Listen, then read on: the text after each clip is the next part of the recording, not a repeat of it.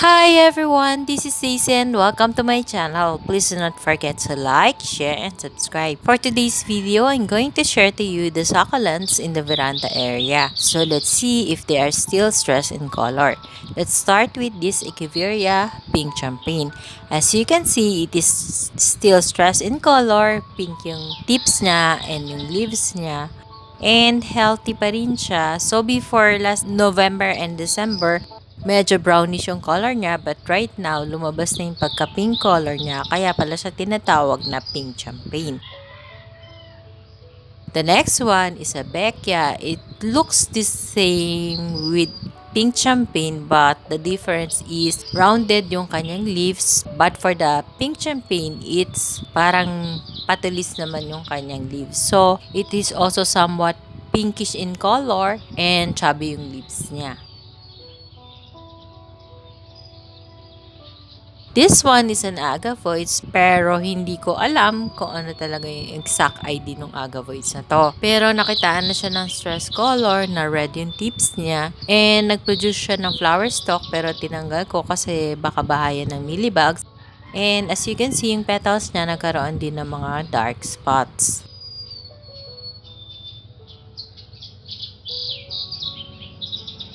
Yung sumunod naman is a hybrid of Lawi and Lemon.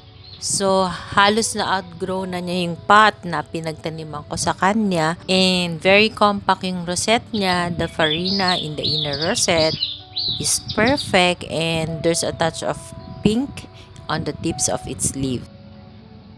The next one is a pink opalina. So, yung outer part, tip lining ng leaves is pink in color. Kaya lang right now is maaraw. So, parang nag-reflect yung sunlight dun sa farina niya. Kaya hindi masyadong makita sa video. Pero, in actual, it's pink in color.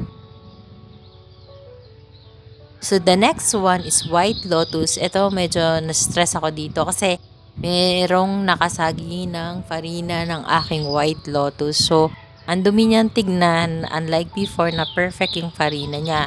So, I don't know kung sinong mawak, pero what is important is mag-grow din naman yung inner set and I'm happy na perfect yung farina niya. The next one is an Echeveria Kissing. So, ito naman, naglighten yung color niya kasi before it was red, dark red yung color. Pero ngayon naglighten na siguro kasi nga nag-ulan 2 weeks ng December. So, nawala yung kanyang pagka-stress color.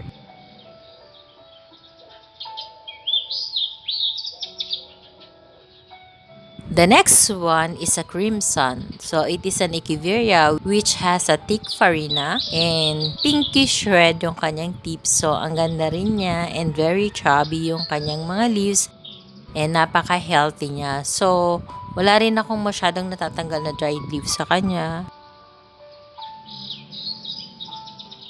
The next one is a Kokoro. Right now, tinatamaan siya ng direct sunlight nung kinukuhanan ko siya ng video. And you can see, ang ganda ng farina niya. Tapos may tumubo din ditong flower stalk but I was able to remove it kasi nga ayaw ko masira yung rosette form ng mga echeveria ko. And the next one is a hybrid of Lawi and Roma. So, ang cute niya, di ba? Para siyang flower na rounded yung tips. And as you can see, na-maintain ko naman yung perfect farina niya. And chubby din yung mga leaves niya. The next one is I do not know the definite ID nung sakalan na to, but I think it belongs to the curly set na tinatawag sa mga echeveria kasi nagka-curl yung kanyang leaves and meron namang stress color sa tip ng leaves niya which is starting to get red in color.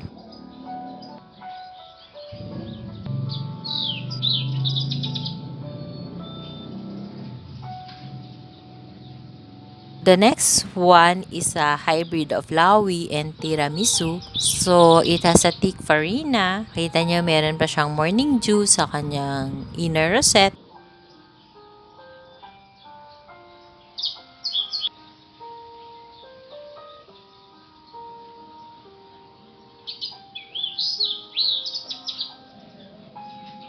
The next one is our Super Bomb. So, it's purple in color. And right now, ang ganda ng kulay niya.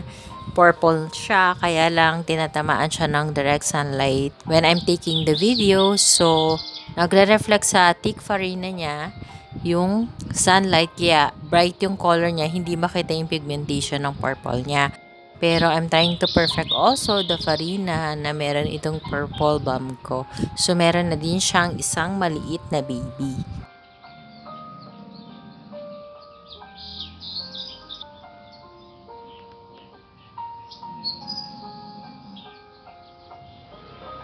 The next one is our habit year. So, ito, happy ako kasi, bumalik ning sigla and then nagka-baby na rin siya.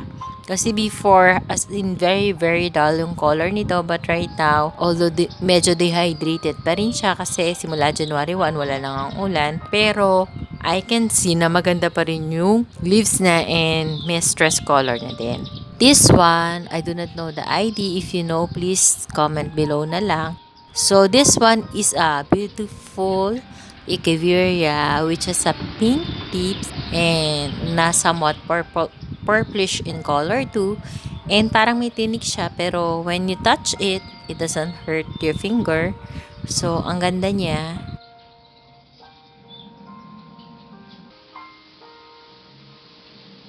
The next one is an Echeveria Bloody Maria.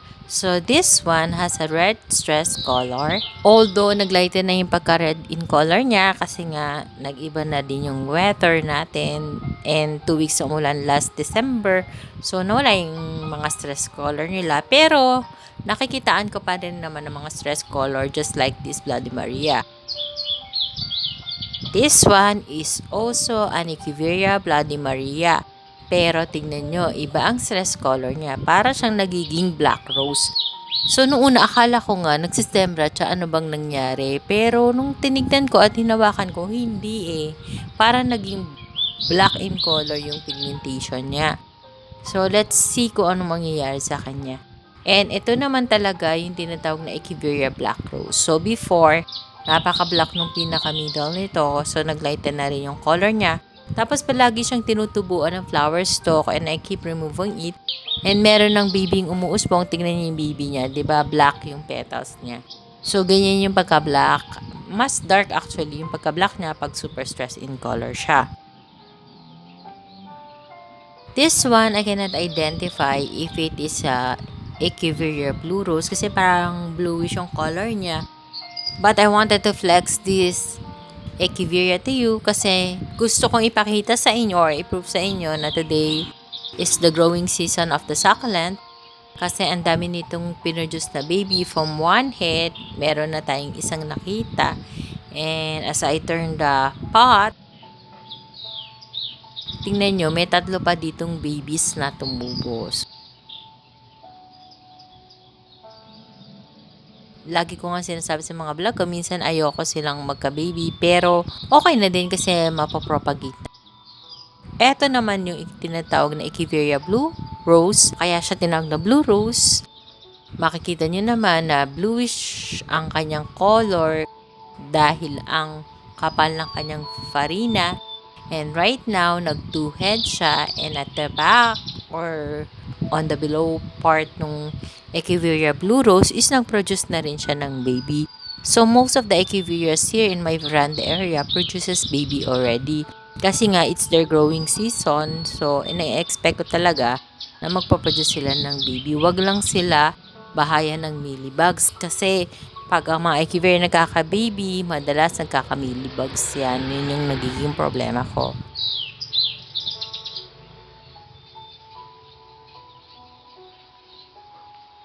And syempre, wag nating kalimutan i-flex ang ating Echeveria Lola. So, this is so small, around 2 to 3 inches lang, pero it has a stunning beauty na nagpipinkish yung color niya.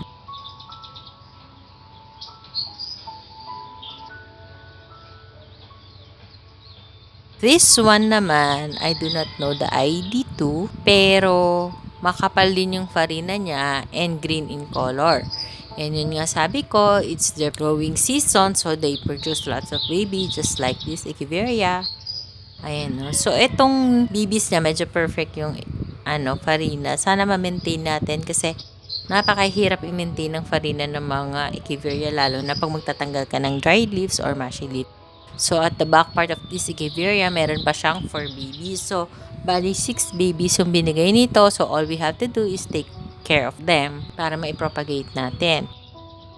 And this one naman is a kind of succulent na kapamilya siya ng green smile. So, medyo dehydrated siya, pero yun nga, pag hindi natin sila nadidiligan or dehydrated sila, doon lumalabas yung kanilang stress color. So, ang stress color niya is red tips sa kanyang mga leaves. So, lumiit siya, pero okay lang.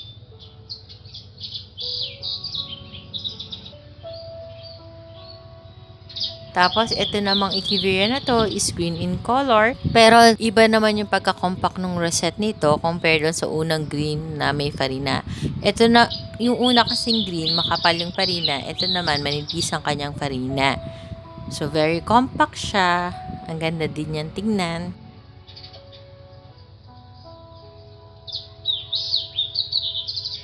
And we have here another echeveria lola. Kung nakita nyo, yung inner rosette, meron pang naiwan na morning dew. So, minsan na kasi yung morning dew, hindi ko na minsan tinatanggal, lalo na pag konti lang siya. Talagang tinatanggalan ko lang sila ng water sa rosette is pag malakas ang ulan, ganoon, kasi madaming tubig. This one naman is our variegated luella. So, anong kahiba ng variegated luella sa ordinary luella is mas makapal ang kanyang leaves at kung makikita nyo, ang kanyang tips ng leaves is red in color. Pero right now, hindi pa natin makita yung variegation niya kasi hindi siya ganong ka-stress in color. Pero dati may white lining yun eh.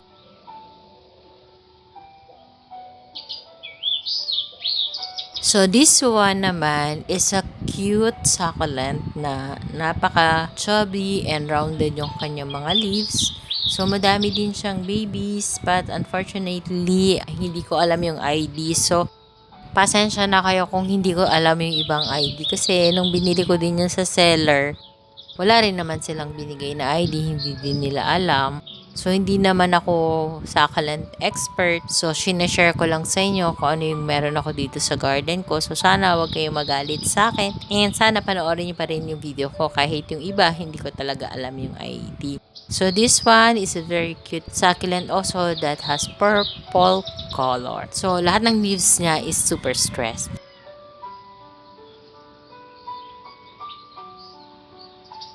And of course, hindi ko kakalimutan i-flex sa inyo yung ating Echeveria Psyche. So, dati, maroon in color na to, but since nga nawawala na yung stress color niya, and it produces flower stalk na nakakaagaw din ng energy sa mga succulents, kaya after kong i-video to, tatanggalin ko na rin yung flower stalk.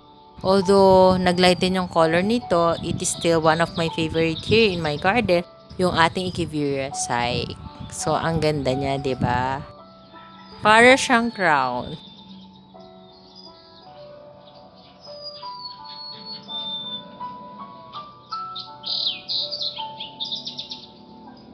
And lastly, i-flex ko naman sa inyo yung ating Echeveria Suyon. So, ayan, dati light green in color, but now ka-dark green na niya, and then may lining din siyang red. So, ito, nagka-mealybugs to, pero I was able to save it from the mealybugs by spraying or treating it with a 70% isopropyl alcohol from time to time. That's all for today's video, guys. I hope you like my sharing for today. Thank you for watching. Please do not forget to subscribe and share my video to your family, friends, and relatives. Bye for now. See you on my next video. Bye. God bless us all. Bye-bye. Take good care of all your succulents.